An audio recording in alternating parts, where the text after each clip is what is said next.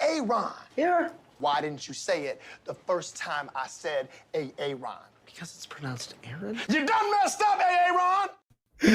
Aaron is here, everyone. Welcome back for more SPTV, where every day is a great day not to be in a cult.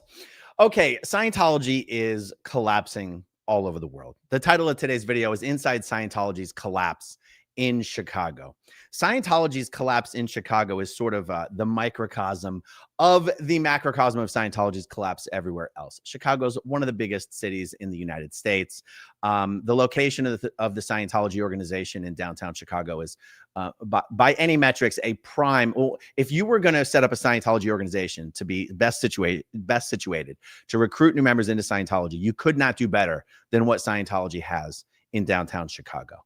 And yet, the collapse of Scientology in Chicago is just as profound as anywhere else in the U.S. and the world. Now, one of by reports of many Scientologists, under the radar Scientologists, ex-Scientologists in Chicago, one of the main forces propping up Scientology in Chicago is Joe Cicala and his company, Dream Exchange. And this company has come under a lot of scrutiny lately. It's by report being investigated by the SEC. There are whistleblowers cooperating with the SEC. And one of the former employees of Dream Exchange, who has recently begun to publicly speak out about the problems at Dream Exchange and the troubling connections to Scientology, is today's guest, a man by the name of Jeff Ferrell. Am I saying, is it Ferrell or Ferrell? It's, you know what? I've been told it can go either way. Because you've been told. No. Listen, by my dad. Okay. So Will Ferrell, the actor, he goes by Ferrell. Right. But there's also a musical jazz pianist female named Rochelle Ferrell, spelled the exact same way. So, you know, I go by Ferrell. Ferrell. Okay, good. That's the easiest for me to remember because of Will Ferrell. Yeah, he's my cousin. I can see the resemblance. I can right. We look just alike. Okay, so let me think about what the most interesting way to enter the conversation is. Okay, how about this? I never spent any time in Scientology in Chicago. I spent my time in Philly and Los Angeles and Clearwater, Florida. But by many reports I've received from people from the Scientology world in Chicago, the Cicala family and Joe Cicala's money, I'm told, is really has been one of the strongest forces propping up what little Scientology there is in Chicago. From your perspective, and you yourself weren't a Scientologist, but we're going to get into some of this. From your perspective, is there any truth to that? Yeah, there's a lot of truth to that. There were a number of Scientology people that floated in and out of our offices and displays.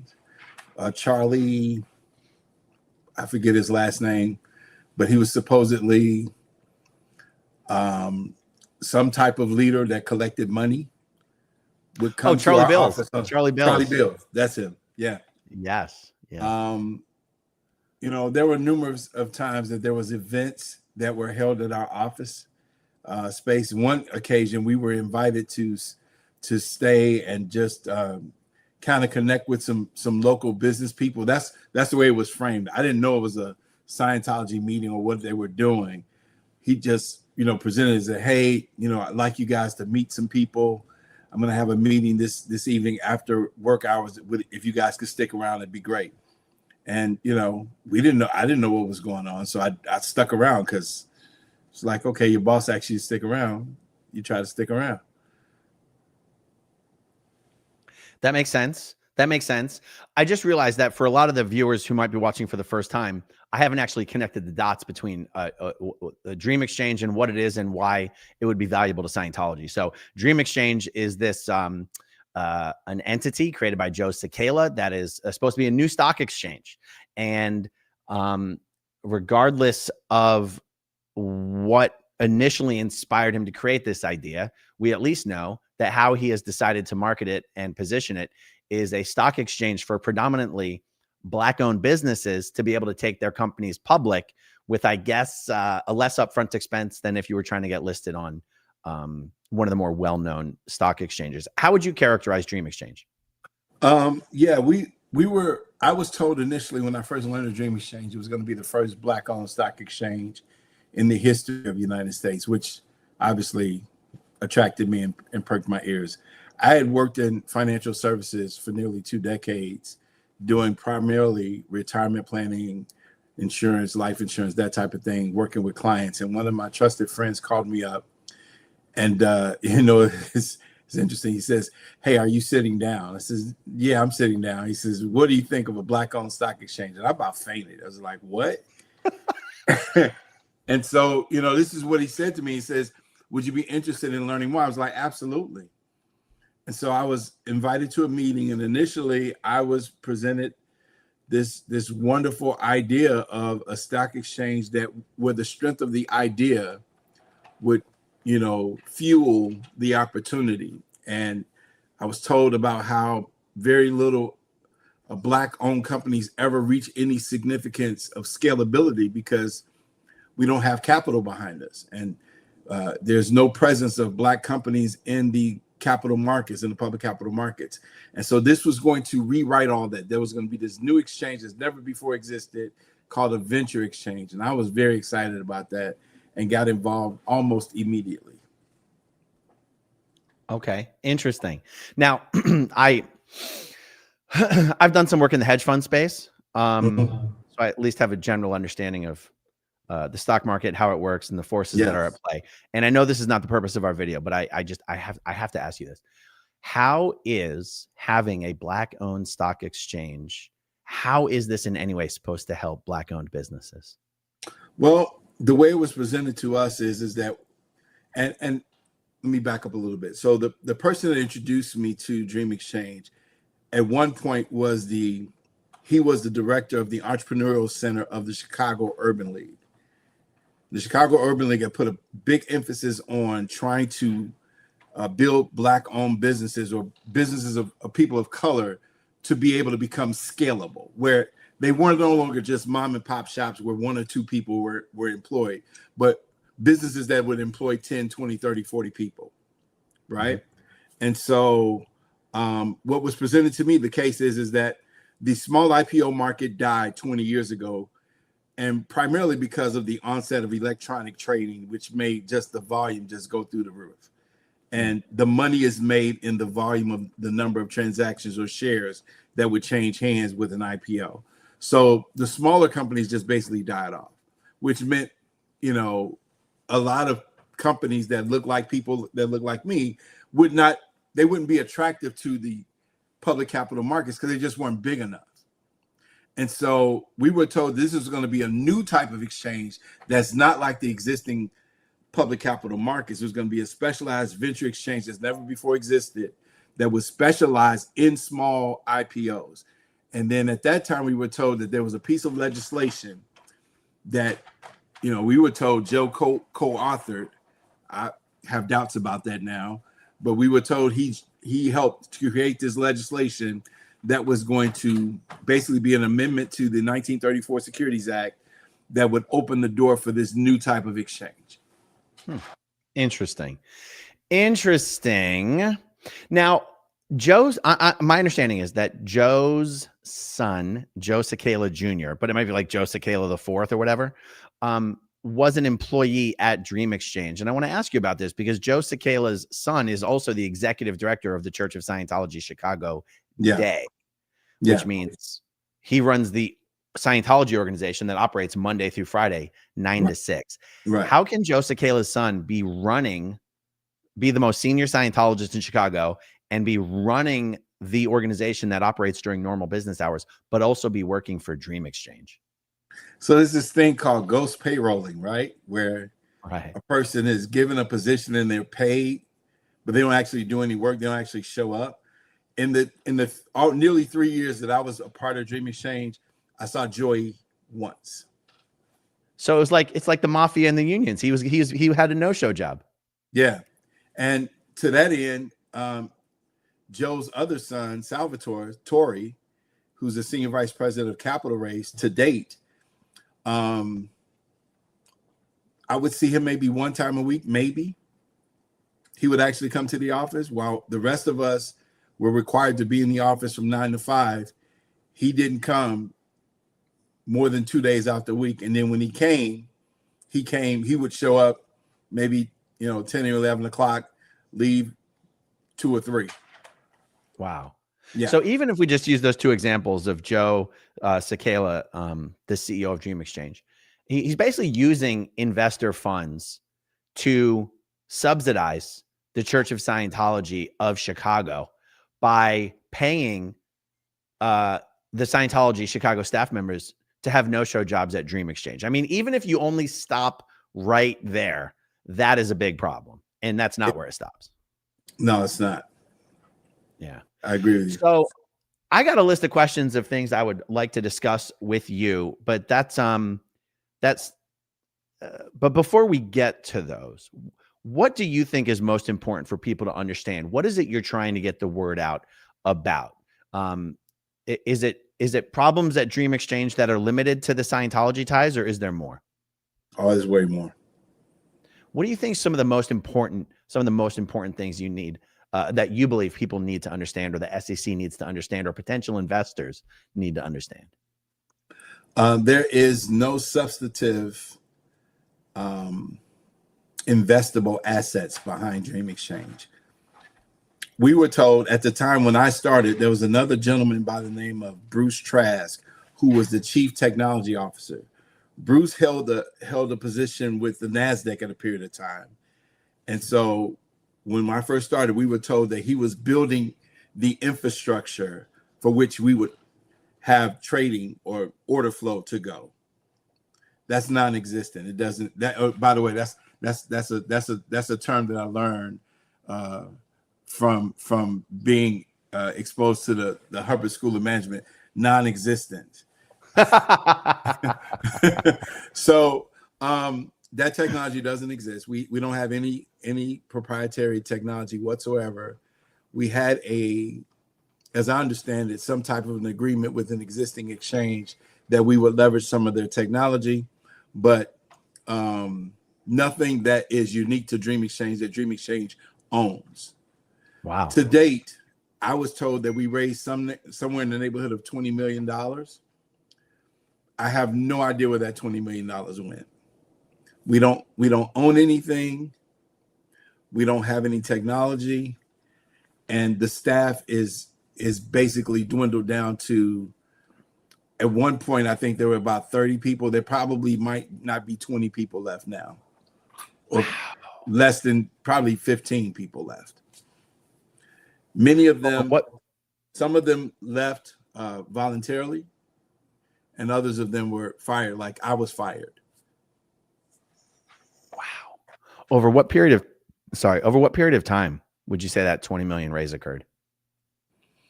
I'm told from the first time he took any investor funds, which he says dates back to 2010 or 2011, somewhere in there. Okay. So he said he took his first investment several years ago, and he was kind of working solo. Him meaning Joe was working kind of solo behind the scenes, doing things. And then, when I first learned the Dream Exchange, I want to say in 2018, 2019, I can't remember exactly when. That's when he had a gentleman by the name of Tom Hernowich as his chief operating officer. Jane Hayton was working side by side with Tom, and they were raising capital. This was like the first round of capital raise that I remember that they were extending to the public, if you will. Wow. And so somewhere in there, Joe Sakala, using someone's funds, managed to donate well over $1 million directly to Scientology, totally aside from any, ghost jobs on the payroll and stuff like that. And so I guess that does raise a question of whose money actually was it that Joe Sakala has been donating to Scientology all these years? That's a very good question, because I'm just quoting what he would say. He said several times that his wife doesn't have a stove, that she needs, the stove that they have needs to be replaced.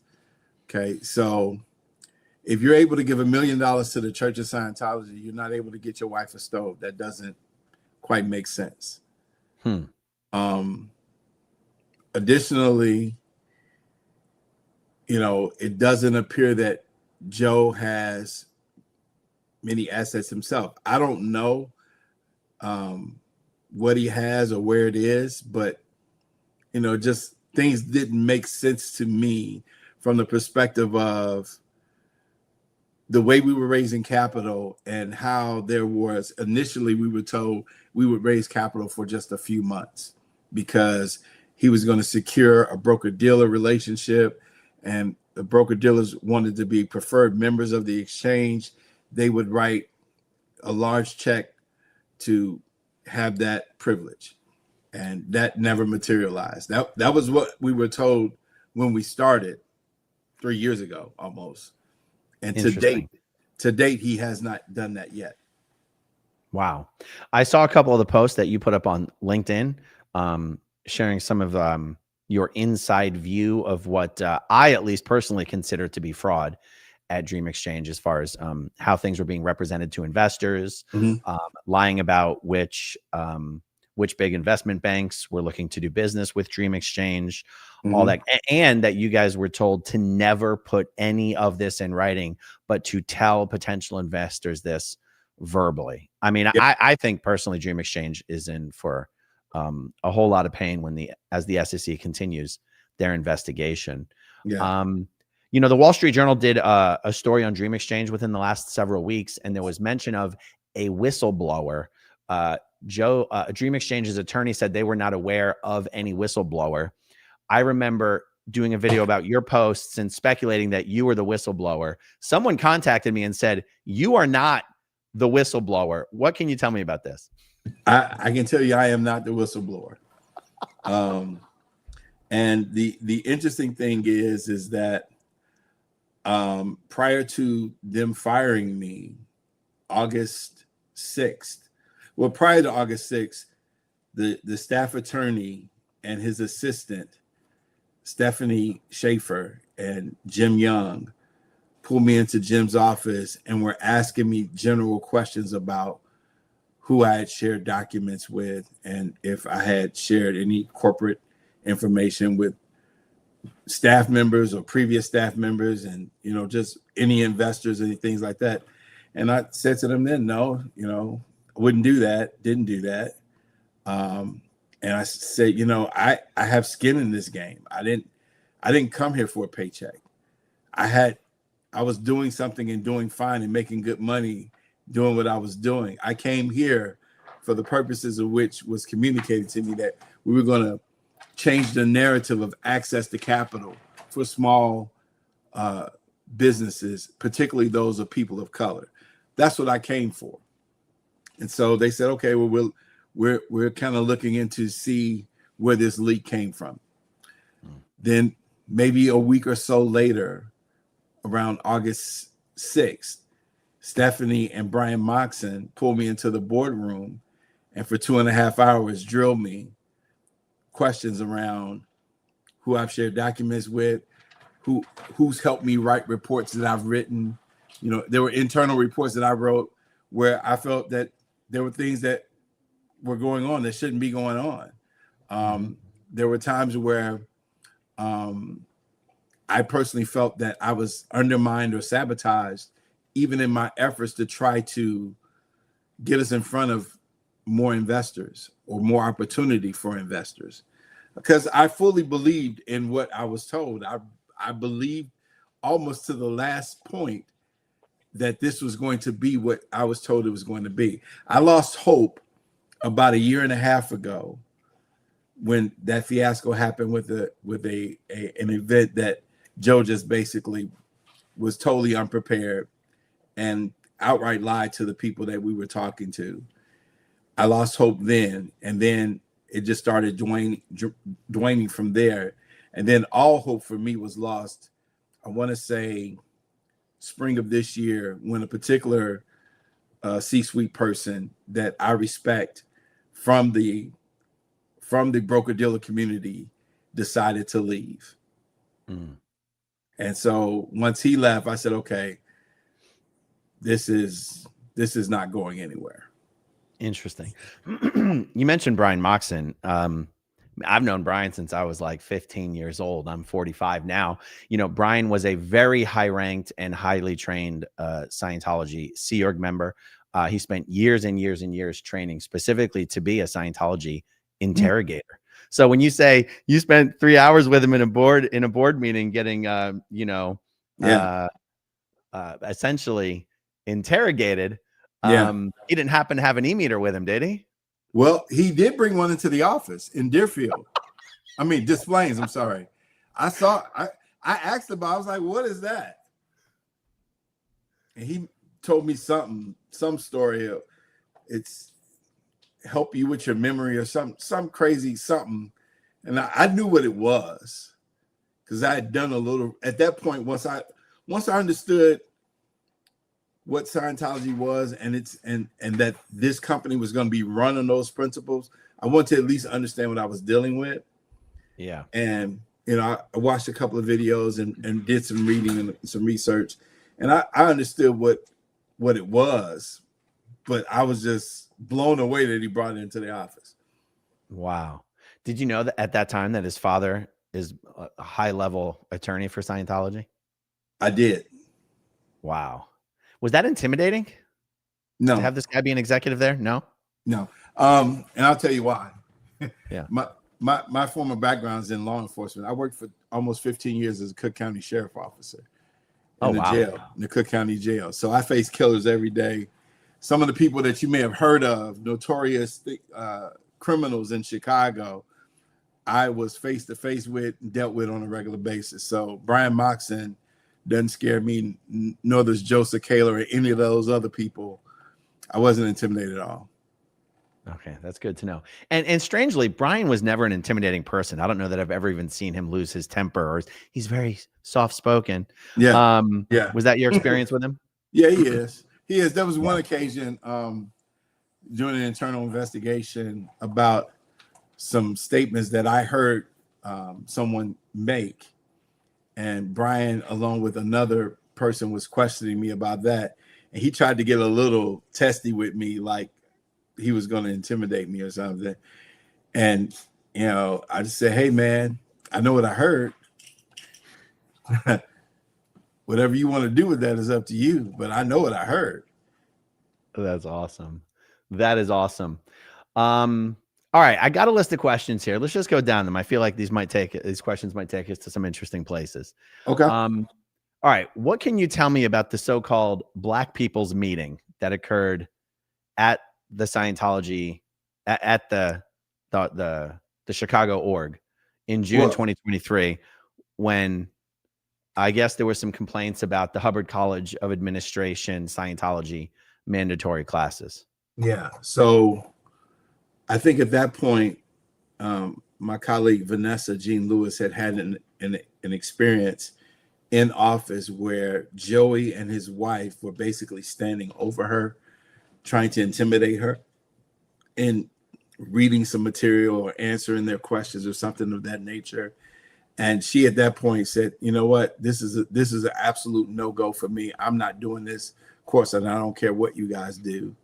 And that's when we understood that, okay, this Scientology thing is actually part of the company.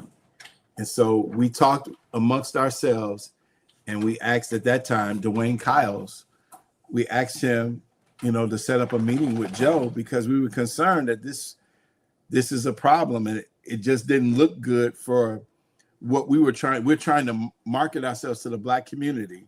We're trying to raise capital from Black investors. This ain't gonna look good. And so we met at a church on the south side of Chicago. It wasn't at the org. There's one of the other staff members. It was his home church, which is really right around the corner from my house where I live. And we went there and we met with Joe. And the interesting thing about that meeting was we were hoping for Joe to just hear us out and listen to us, but he completely disregarded us, shut us down, overran everyone when they were trying to say what they were trying to say and express themselves, because there were other concerns that we had noticed over the time that we had some issues with. One was the capability and qualifications of some of our senior leaders. Jane Hayden, I don't know that she's ever done anything outside of Scientology. she has no experience that I'm aware of and no background or education in what she's doing. And she has zero people skills. And so we were raising these concerns to Joe, and he told us that the Hubbard School of Management is totally secular. It has nothing to do with the religion, and his religion has nothing to do with Dream Exchange. And we're like, what? It looks like you're mixing it in. And he just totally overran the meeting and wouldn't hear us. And it was at that point, for me personally, I said, okay, clearly this he's going to do it how he wants to do it because he's the CEO. And he basically said that in no uncertain terms. It's my company. I'm going to do it how I want to do it. At that point, I said, okay, how do I figure out how to coexist if this is the narrative? Right. Because I know what I believe. You're not going to change what I believe. And if you want to run your company under some, management style that you learn from your cult, as long as it doesn't violate my conscience and violate my convictions, fine. So from that point, I just wanted to get this thing going, get it off the ground, help it make some money, and see the people that I brought to the table at least get a return on their investments. Right. I can speak to the fact that the Hubbard College of Administration and the so-called WISE courses that they deliver, it's literally just a sham to be able to sell Scientology courses to non-Scientologists. I can speak from firsthand experience. I was a Scientology staff member and a Sea Org member from the age of 12 to the age of 26. And when I finally left the Sea Org with no education, no middle school, never finished middle school, never went to high school, never went to college, never went to business school. All I knew was L. Ron Hubbard policy. Wow. The moment I left the Sea organization, my first job was working at a consulting company that sold and delivered the exact same courses that the Hubbard College of Administration delivers, except we delivered to physical therapists and occupational therapists at a company called Measurable Solutions. And I was considered an expert business consultant. I hadn't done any of those courses that the Hubbard College of Administration delivers. All I had studied was the Scientology versions of those courses. And I was just considered an expert business consultant. And to my credit, I did a pretty good job. But my point is this: those courses are just the Scientology courses with the word Scientology removed. Full stop, end of story. There's no difference. Wow. And so it's crazy. I try to put myself in your shoes, right? Working for a company that's supposed to be a stock exchange. And you're like, take any other company where you're hiring salespeople, fundraisers, recruitment. You can go to any school, any business school, whatever. And I go, imagine going to a normal company and the owner is like, no. You can only do things the way it says it in this book. And you go, but why?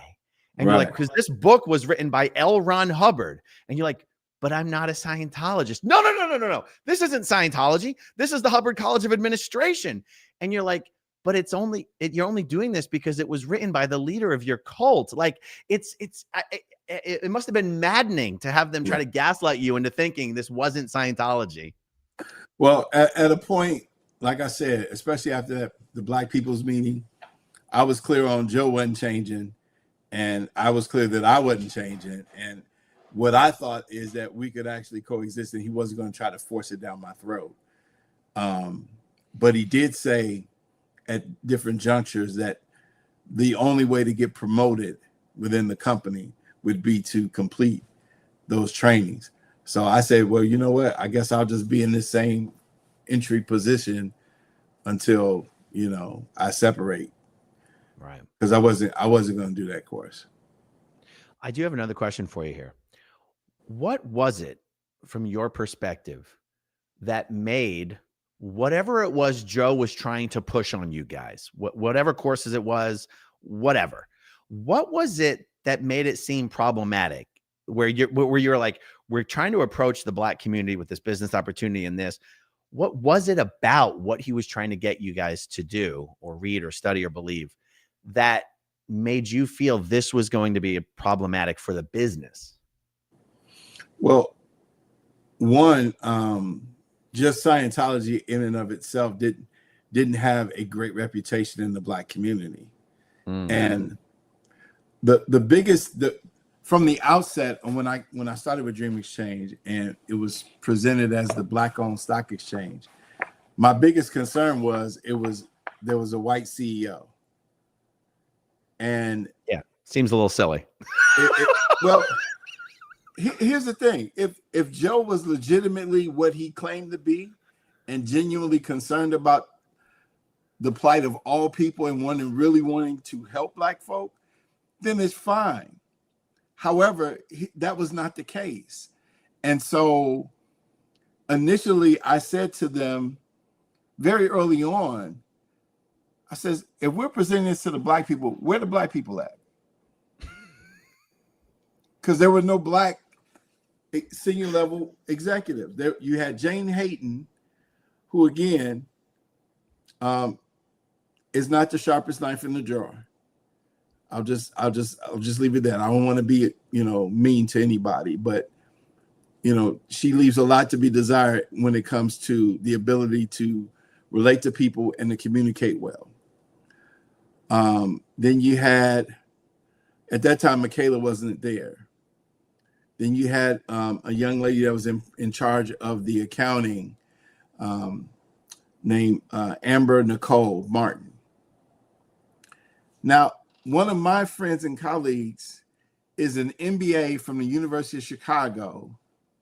He's worked for several corporate 500, corporate 100 companies. He's managed $100 million pieces of business for companies. And you wouldn't make him one of these senior positions. And he was a Black guy. And I'm like, okay, that doesn't make sense. And so as time went on, there was almost no diversity as it relates to senior leadership, coupled with when it came down to making decisions, they didn't ask us anything. They didn't even accept some of the suggestions we were giving them about how to reach our community. And so it's like, okay, well, you call it Black owned, but you're operating as if it's not, or as Black folk don't even have a voice, not let alone be Black owned or Black controlled. And so,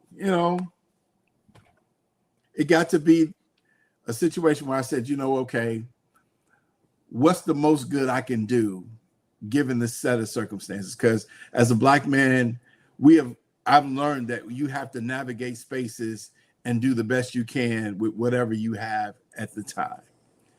And so that's what Dream Exchange became for me very quickly after coming on full time. Yeah. It's funny, the phrase that you said there a few minutes ago of like, well, if this is supposed to be for everyone, where's all the Black people at? That's how I felt working at the Scientology organization in downtown Philadelphia. Yeah. I was I'm pretty sure the Black population in Philadelphia might even be the majority. And yet you walk into the Scientology org, there's no Black people. And it's awkward as hell. And Scientology is over 98% white by actual demographics. And, even when a brand new person somehow would walk in for the first time and they were Black, I'd be like, this is going to be awkward, And it's so funny to me that, but Scientology, it's even crazier for Dream Exchange, where they're actually marketing themselves or positioning themselves as an entity that's there for the Black community, and they still don't have any Black people there. And so not only are they mostly all white, but then also for some reason they're all Scientologists. Like, right. It's so weird. Yeah. Yeah. You said the Scientology reputation is not that good in the Black community. What is the Scientology reputation in the Black community? Just a cult that tries to force you into a line of thinking, and this L. Ron Hubbard guy that says, it's about how you think and changing the way you think, and Dianetics, I think, is that a book he wrote? Yeah, that's the first one of all of them. Yeah. Just a lot of weird stuff. And growing up, and I grew up in a Baptist church. I'm a Christian. I'm a Baptist minister. you know, there are a number of belief systems that have been marketed to different communities that, you know, we wrestle with what do they believe versus what we believe is the truth. And so I didn't know a lot about Scientology, to be honest. It's just I knew it to be named as a cult. And for those reasons, you know, I wasn't interested in trying to align myself with that in any way. And I was concerned that, again, if that's what Dream Exchange is, if it's about Scientology, that's going to be problematic. Right. That makes sense. Did you happen to have any knowledge of the partnership that Scientology has with Louis Farrakhan and the Nation of Islam? Not initially. Not initially. Did you come to learn of it? I came to learn of it and my mouth dropped open. Make that one make sense. I don't understand that at all. I was like, wow. And so interestingly, and I won't use this person's name because I haven't talked to them, but there was a person that was a part of Dream Exchange that was a part of the Nation of Islam. And she said they sent her to learn Scientology. And, you know, she did.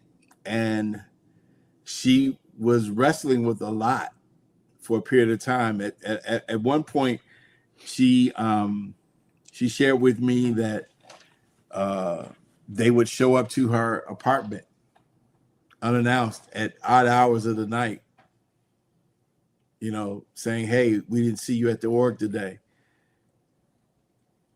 Wow. And I was like, wow. So she was concerned about her safety. And at a point she made a decision. She says, you know what? I don't want to be a part of this anymore. And so she was, what do you call it? She became persona non grata. That's what we refer to the people that somehow Joe at first loved. He would tout everybody as the best thing since sliced bread. Bruce Trask was the best, smartest brown double E major guy that, you know, ever lived. He's the guy, and I wanted the best, and that's why I got him. Then all of a sudden, Bruce Trask is trash. Wow. Funny little anecdote that kind of reflects David Miscavige and Scientology's thoughts about Black people. Probably one of the most famous Black Scientologists was Isaac Hayes. Right. And one day, Isaac Hayes was talking to David Miscavige, and he's like, where's all the brothers at? And David Miscavige was like, I know how we'll get more Black people in Scientology. Never mind the fact that you've already got, you know, I don't know, 50 Scientology organizations all around the US and pretty much the biggest cities in the US. The fact that there aren't Black people in Scientology has something to do with how you're doing what you're doing, right? He's like, I know how we'll get more Black people in Scientology. Let's put an org in Harlem and Inglewood, because that's where all the Black people are. Wow. Wow. So instead of going, I wonder if there's anything, you know, like institutionally and systemically about us that is making Black Americans not want to join. Let's think about that. He's like, let's go to Harlem. Yeah. Well, I can tell you this, you know, in Dream Exchange, Joe is very oppressive and arrogant and down talking and down punching. There was a meeting we had very early on when we were in the office in Des Plaines, and he had a way of referring or talking to people, and he tried to make it out to be like a compliment, but in reality he was insulting you. And in this particular occasion, he was trying to argue that he can train or teach anybody to do anything. And he says, you know, look at you, Jeff, you were guarding a metal detector. As if to say, you know, you're not very intelligent, but I'm going to help you become this great whatever. And I was just so taken aback by his he said it so flippantly, like, you know, and I said, wow, this guy really he thinks he's the smartest guy in the room all the time. Yeah, I can see that. I mean, Scientology does instill sort of this elitism in people, which Yeah. is why, honestly, when you talk about like the C-suite being occupied by a bunch of Scientologists who don't seem to have any actual training in the industry, it's because they think that all you have to know in order to be good at anything is Scientology. Yeah. And that as a Scientologist, you're inherently smarter, more competent, more capable, have a higher aptitude than anyone else. So you can just go into a space and take over because, well, that's what L. Ron said. Yeah. Okay, so what happened? You sort of alluded to this a little. You made a quick reference to this, but when Vanessa Jean Lewis and she was the vice president of public relations. Mm-hmm. And what happened with her and Joe? What do you guys call Joe Cicala's son? Do you call him Joey, Joe Jr.? What do you call him? Joey. What happened with her and Joey when he forced her to read some L. Ron Hubbard stuff out loud in the training room? Yeah, I think once you go through the material, you're supposed to clear it. Somebody's supposed to check you off, make sure you understand it or whatever. Mm-hmm. And so Vanessa was going over that with Joey's wife. I can't even think of her name. Mm-hmm. And so Vanessa's like, I understand what the word means or whatever. And so she was becoming like almost belligerent with Vanessa about she needs to further explain or give a further definition of a word or something like that. And then she brought her husband in, Joey, in to try to reinforce what she was trying to get out of Vanessa. And Joey was basically standing over Vanessa, like almost to intimidate her. And I remember, seeing Vanessa afterwards, she was very upset and like trembling with tears flowing down her eyes because she was, on the brink of snapping out, like doing something to somebody. Right. And so I was able to, we talked to her, calmed her down some, but she was very upset about that. And, she says, I don't give a, what, I'm not studying this crap anymore. This is insulting. This is beneath me.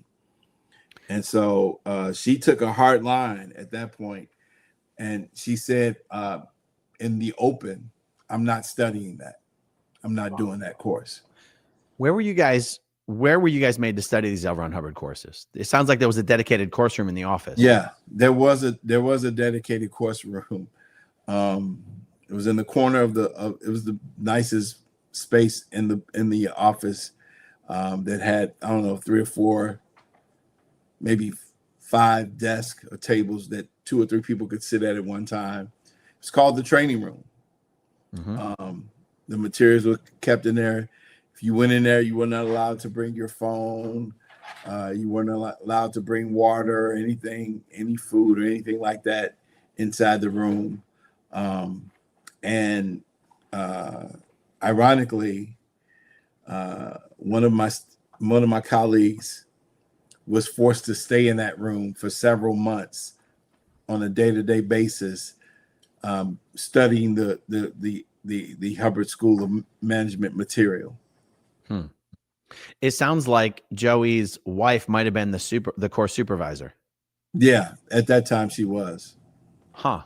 Interesting. By the way, the reason you're not allowed to have any food or drink in the training room is just because those are the rules the course room's run by in the Church of Scientology. There's no rhyme or reason to it. Like, especially in a corporate scenario, there's literally no reason you couldn't have a little snack or a little water there. But L. Ron Hubbard says there's only one way to run a standard course room, and having food or drink in the course room is prohibited.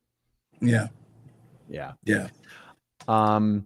Okay, so what can you tell me about the coercive fundraising tactics where you guys were told that the cap raise team should not put certain things into writing, but should verbally make certain claims to potential investors? Yeah. So unfortunately, in hindsight's 2020, but there were several junctures where the need for capital was increased. And we were told that they would present it as what they called a buy now. It's kind of like, hey, here's a very motivated way to inspire someone to invest the money today or get the money to us as soon as possible. And so in many instances, they would tie it to a milestone in our company's development that, you know, would be interesting and attractive to a new investor or an existing investors. And one of them that I recall was we were waiting for a long time to get our application. I think it's called a Form 1 application into the Federal Registry of the Securities Exchange Commission. And we were told that, you know, we needed to raise a certain dollar amount. I think we were told we needed $1 million in the month of April. I think it was April 2023. We needed $1 million by the end of the month in order to have enough in reserves that we can put our Form 1 application in. That's the way it was told to us. That's the way it was framed. And so we were calling investors, existing investors, and telling them, hey, the Form 1 is about to go in. Once that Form 1 goes in, then the price per unit is going to probably go up because we would have accomplished a major milestone. We'll be that much closer to getting the license. So if you're interested, or if you've already invested, here's an opportunity for you to get more units of ownership at the stated price presently before it goes up. Once that Form 1 application is in the Federal Registry, the price of the units are going to go up. That's what we were told. And I remember the push being on big time in April of 2023. And I called all of my investors back because that was exciting news from our perspective.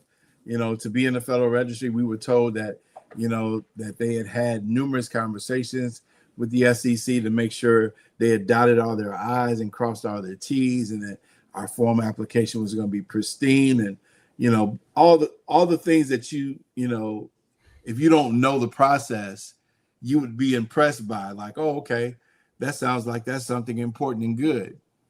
And so people were making additional investments or investing sooner because they wanted to benefit from this key milestone that was coming up. Well, the Form 1 didn't actually get filed until February of this year, February of 2025. Wow. Now, interestingly, we were told after, so we were given this arbitrary deadline of when the Form 1 was going in, right? And so when that date came and passed, then they changed it and said, well, we didn't file it, we pre-filed. And they pointed to, because at that point, I actually said to Jane Hayden, I says, hey, you know, I've got egg on my face because you said that we were going to have this Form 1 in the Federal Registry by this date. And I told people that, and now that date's come and gone, and you guys have not done that, and you're not offering any explanation. It's like, okay, we get it.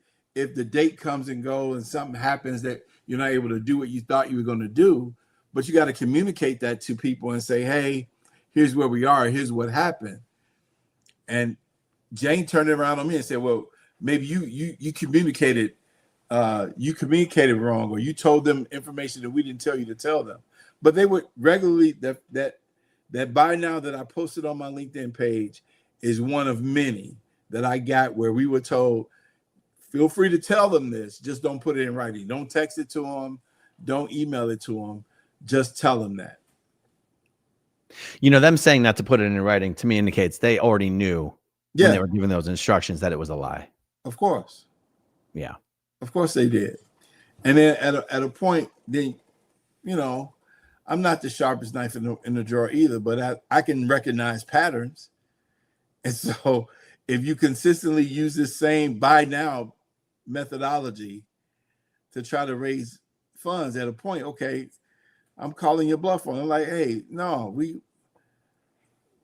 how do I say this to a person that you've been saying all this other stuff that didn't happen to? Right. Yeah. It's amazing this thing's gone on as long as it is, as long as it has. Yeah. We're ever able to raise as much money as they did. But Man, I can't wait to see what happens with the SEC investigation, because and also I believe they were waiting to hear back on their Form 1 approval this next month in November. Something tells me. Do you think if that comes back disapproved, is this whole operation done, or do they somehow is there some way they can keep it going? I can't imagine that the SEC would issue them a license. Right. And if they did, that would be the scariest thing in the world, because as a self-regulatory organization, they get to call their own shots, and they regulate themselves.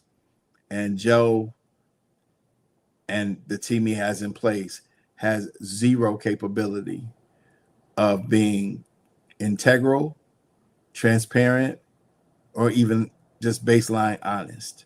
I don't know how they're still going now. So I'll tell you this. From, I would say, May of this year until I was terminated in September, I don't think they were able to raise $1 million. So I don't know how they're still going. I know the capital raise is probably dramatically slowed down to a crawl, if at all, because you just, there's a lot of egg on their face now. And ironically, when that article came out several weeks ago now, if he had half of any modicum of character, he would have met with his investors and said, guys, this isn't true. Here's the truth. Here, let me show you the bank statements. Let me show you where the funds have gone. Let me show you what I've been doing. Not a word. Because I'm still presently an investor. I asked for my investment back, of which I got ignored. They never responded. But I've had no communication, no response to this Wall Street Journal article, nothing. Wow. You know, when you talk about what could happen if somehow they were given a license by the SEC, as an ex-Scientologist, I have my own perspective on this, because, you know, I know Joe wants to market this new stock exchange opportunity as something that's somehow supposed to benefit the Black community or Black-owned businesses. But I can tell you that if the way the Scientology community would receive it is, there's a Scientologist-run stock exchange. And instead of using this as a vehicle to help minority-owned businesses go public, I think what you would see is you would see a flood of Scientologist-owned businesses trying to go public. Sure. And I think what would end up happening downstream is a ton of Scientologists getting wrapped up in all sorts of securities fraud, prosecution, and litigation. Because, I mean, this whole industry, and also it being operated the way that it is by the people it's being operated by, just ripe for securities fraud. Yeah. Yeah. Well, you know, unfortunately, I would hate to see them. And I still have money at stake. I still have people that I care about who invested in this thing. I desire, this is what I really want, Aaron, is for the truth to come out, and for people to be made whole, if at all possible. I came to this thing with my heart and wanting to do good while doing well, or do well while doing good. And knowing what I know now, I don't see that any good would come from Joe being able to have a license to operate a stock exchange. Yeah. I don't think it's going to happen. Is there any way for investors to get their money back? I mean, you can ask. I mean, like, think, for example, Scientology's got like a no refund policy, but I mean, is there a mechanism that exists to get your money back, or no, would you without suing? not without suing. I think you would have to take Joe to court, and obviously that would be a long, drawn out process and expensive and a headache for you. Who knows what Joe has? I don't know that Joe has even any money.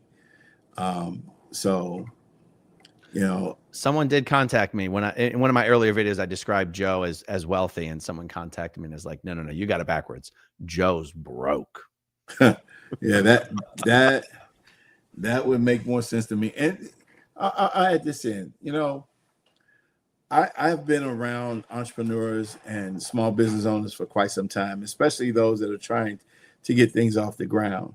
And most of the time, they're they're uber conservative in how they spend funds or what they do. 99.9% of them take no salary because they're trying to get the thing off the ground. So the way Joe flew around luxury, first class, staying at the Waldorf, riding in limos, expensive dinners, they were at a national convention in Atlanta, and I think he gave some type of award, an entrepreneur a year award, to an entrepreneur. Gave him like 25 grand or 30 grand. I think the whole operations for that particular weekend or week, the company spent near 6 figures or over 6 figures. And I'm trying to understand, make sense of, why would you spend that kind of money and you're not creating any revenue? We got no investment out of that. There was no investors that came from that event. It sure sounds like someone who's spending other people's money and is assuming it's never going to stop. Right. Yeah. Amazing.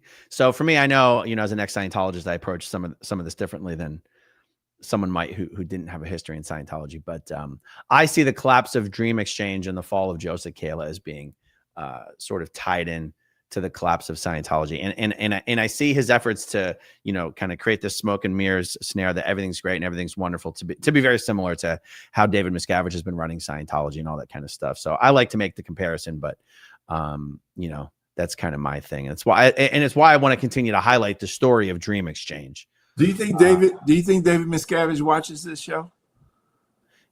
Personally, no, I don't. Does he Maybe know somebody can everything? get a message to him, because here's what I like. Somebody get David Miscavige, Tom Cruise, and John Travolta, and tell them loan Joe whatever money he needs to pay us back, the investors. Yeah. How about that? Because those guys got a few dollars, I believe. So how about we get those guys to give us our money back, and Joe go right off in the sunset or whatever he's going to do. That's right. Well, I'll tell you what, if Dream Exchange was such a great idea, if Joe Cicala's got so much power and influence in Scientology, and if it's one of these things that the investors are going to make a ton of money, how come Tom Cruise didn't invest? How come David Miscavige didn't invest? How come Scientology didn't invest? I mean, you think those people wouldn't have liked to get in on the ground floor of Pharmacyclics, where Bob Duggan made all of his billions? Exactly. If it's such a great idea, why do you have to go to the black community for investors? Exactly. It doesn't even make any sense. So here's the marketing ploy behind that. And here's what I was told. Because Joe would say regularly, before I ever did any of the investor briefings or presentations, I listened to Joe do about 50 or 60 of these. And he would always say, hey, I've got a couple of billionaire friends that are willing to write me a check and give me all the money I need to get this thing off the ground. But I wanted to raise this money in the black community to give them an unprecedented opportunity to participate in the prosperity of this new exchange. And so, I hope Joe's watching. Joe, could you please call your 2 billionaire friends and just get myself and the people that I brought to the table, just give us our money back. and we'll be out, and then you can go make your billions or do whatever the prosperity you're gonna do, and you'll never hear from me again. That's But right. ironically, You know, every Scientologist says they've got these same 2 billionaire friends. There's one real billionaire, Bob Duggan. He's the only Scientologist billionaire. And then you've got the fake billionaire, Grant Cardone. Wow. All right. I got just a handful of starred comments here, and then we'll wrap it up. You got a couple more minutes? Sure. I'm good. All right. All right. Sovereign Brehan says it benefited Scientology because there never was an exchange. I believe they were just pocketing the money, right? I mean, at this point, like, I guess we have to stop short of making any legally slanderous, unproven allegations. But is this your fear that the money that has been raised for this enterprise has just been going into pockets and accounts associated with Sakela and Scientology? Is that your fear? Yeah, that is my fear, because I gave them an out. Basically, I asked them to just refund myself and the investors of my family and my friends that I brought to the table. And let's handle this professionally and discreetly. He ignored that. So yeah, and from week to week, as it relates to the capital raise, we were being told that we're cash strapped, we're out of money, we need the money, and there was never any transparency on where the funds were going and how things were being handled. There was this supposed financial committee that would make decisions on where funds would be allocated, and they would make the final decisions, but there was no transparency about how funds are being handled and where the money's going. I guess I'm totally confused what the money is even spent on even at all. I don't get it. If there's nothing proprietary, there's no trading platform, there's no brokerage, there's a handful of staff. What do you forget 20 million? What do you spend 1 million on? What do you spend 5 million on? I actually don't understand. What was the money supposedly for? So we were told that at one point we were telling investors that this capital is being raised to pay for the hardware that we're going to need, because we supposedly had server space in Secaucus, New Jersey, that we were going to need to, build out our physical technology. And we were also told that the money was being used to hire the staff necessary for compliance. I was there almost 3 years. Not one compliance person hired, ever. Wow. Ever. Yep. I suspect the SEC is having a field day with this, and I wouldn't be surprised if they bring in the FBI. Okay. Scientology Crimes asks, does Dream Exchange promote prop firm trading? I don't know what that is. Yeah. Okay. Lavelle Running. So money laundering for Scientology using the Black community? Maybe. Yeah. I skipped one. CO Bill says, did you ever see Brian Moxon or Ruslan Savikshin hanging around? Was there any mail to or mail from Chestnut Street or Fort Harrison Avenue in Clearwater?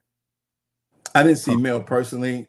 Brian Moxon was always, he was not always in the office, because I believe he lives overseas somewhere, or he flies back and forth, which again, Brian does? Yeah. Supposedly he has a child that plays professional soccer, and he travels a lot, and he would be gone for weeks at a time.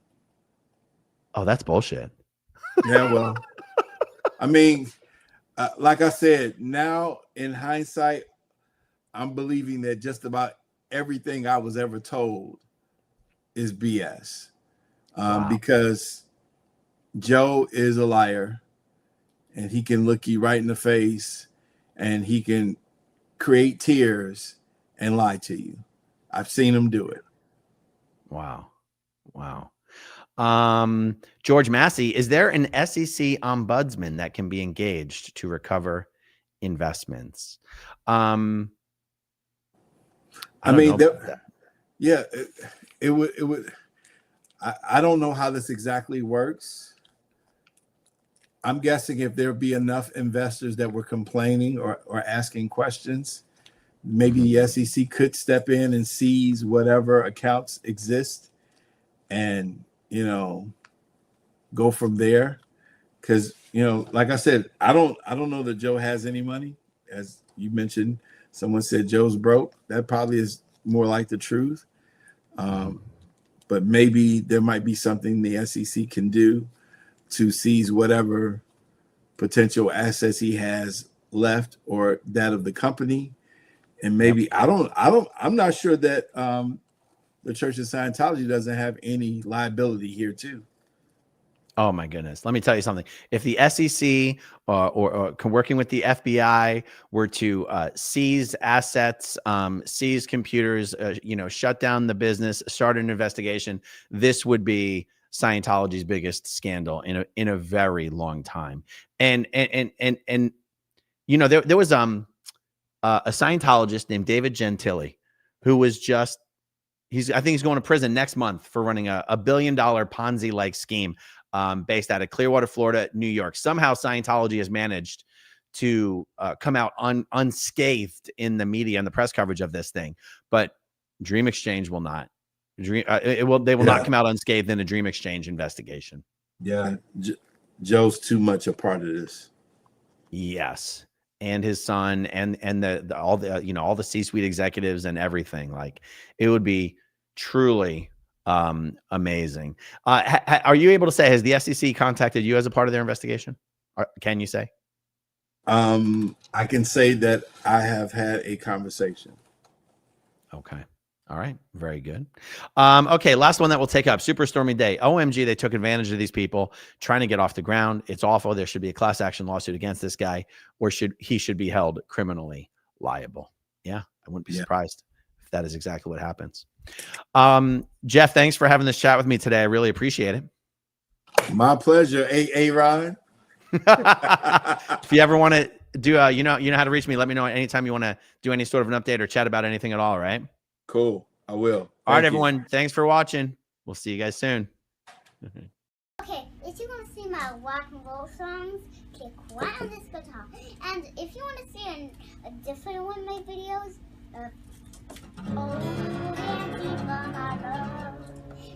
then you could click right inside here. If you have subscribed or not, subscribe right here. Bye.